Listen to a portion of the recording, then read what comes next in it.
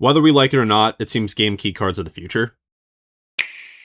So this, of course, is after the announcement of GTA 6 being all digital. Like, there's going to be a physical case with a code in the box, so not even close to a physical copy. Once you redeem that code, then that's it. So there's no way to resell this game. Rockstar can control the prices. And that really sucks, because Rockstar, I feel, has always been a company that's put so much work into their games. They've never cheaped out. They don't release unfinished games. That's why it takes their games so much. And in the past, they've always released their games physically, even when it took multiple discs. I think the GTA 5 PC copy had like 7 discs or something, but it's still a physical copy. So that just feels like a slap in the face that Rockstar is doing this. So this will be the biggest gaming launch in human history, and setting a very bad precedent that they could just release the game all digital, and it'll probably be one of the best-selling games of all time. It won't probably be one of the best-selling games. It will be one of the best-selling games of all time. So apparently they're making a physical copy that's going to come later.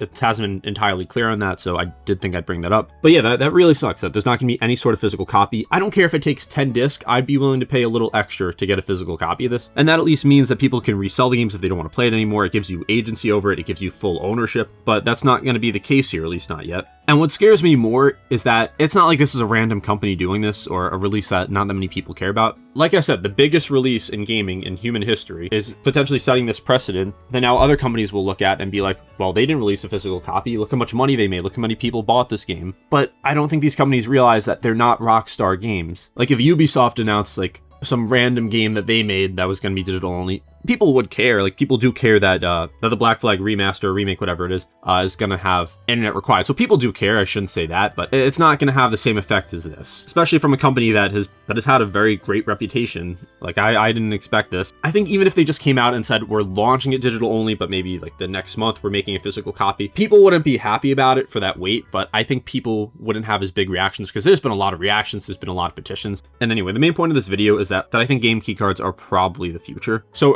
pretty much for the past 20 years now, games have slowly been becoming more digital as digital storefronts have started really with the PS3 and 360 and then expanded upon in the PS4 and Xbox One era. And now we're at a point where there's versions of the PS5 and Xbox that don't even have disk drives. And that includes the default version of the PS5 Pro. Like you have to buy a disk drive separately for that. So it's very clear that these companies are trying to move to digital only. Less people are buying physical games than ever. And I don't hate the choice to have digital. I think it gives a lot of smaller developers a chance to publish their games because there are a lot of costs. It's not easy to make a physical copy and get it in stores. It does cost money. But for these large companies, being able to have ownership of games is incredibly important. Like sometimes if I'm interested in a game and I find out there's no physical copy, I just a lot of times will not buy it. And while digital copies are increasingly more popular, there's a lot of people like me who will buy the physical games. And now with game key cards, they are like a mix of physical and digital. So they're physical in the sense that it's an actual cartridge, like a physical cartridge you put in your Switch 2, and you need to put it in the console to play the game.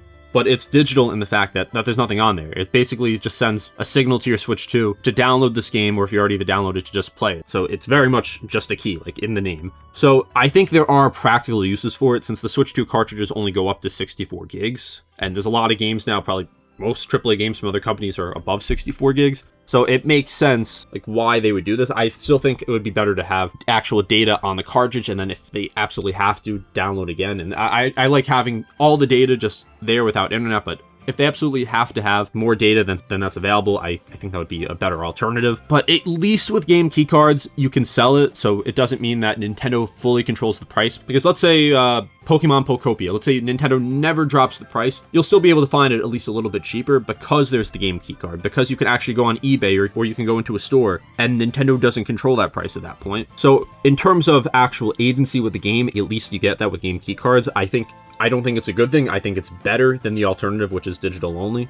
And I think even if GTA 6 went this route, where there was like no data on the disc and it was just a download key, yes, people would be very upset. There'd be people boycotting it, but it wouldn't be as bad as what the alternative is, which is just a code in a box, which is pretty much useless. So anyway, we've talked about game keycards and about GTA 6 being all digital, but why? And there's two reasons why. One, and the obvious one, it lets these companies control the prices. If a game is all digital, you can't get it secondhand. You have to buy it from them. Like, let's say it's a PS5 exclusive, like it's exclusive to PSN, no physical copy. They can charge whatever they want for it, and there's no other way to get it except maybe like secondhand keys, but most people won't try to get those. Most people aren't looking at secondhand keys, they'll just buy it on the store. And there's a higher profit margin there because if it's digital, you don't have to pay for manufacturing. You don't have to lose a cut because a store is selling it and they're making money off it. The only people making money off the digital sale will be the storefront and the publisher.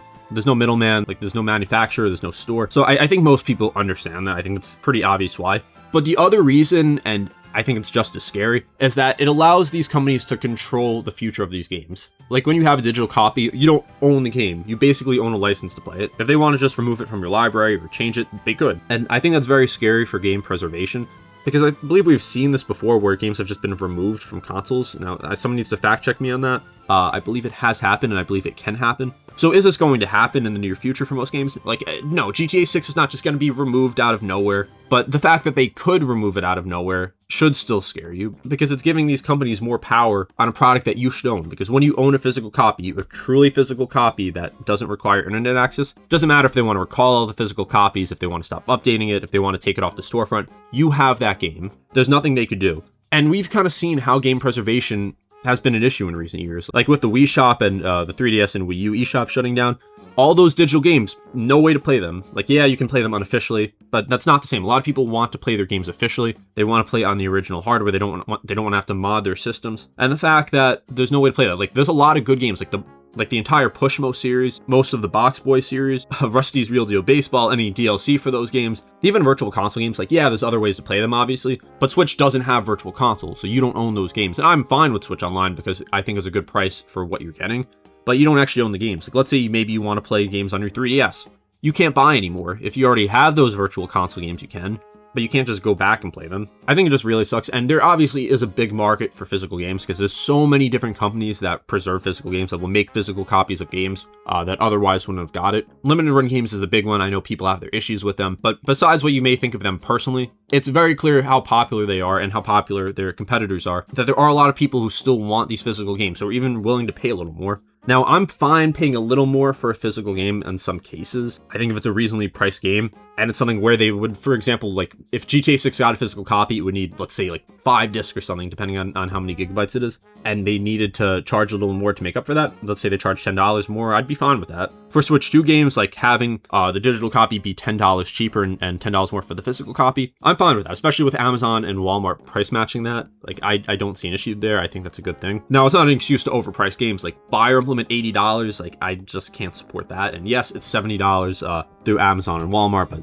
the same point. At the end of the day, though, Rockstar can come out and say, we're going to make a physical copy a little later on, and people would be a little happier about it.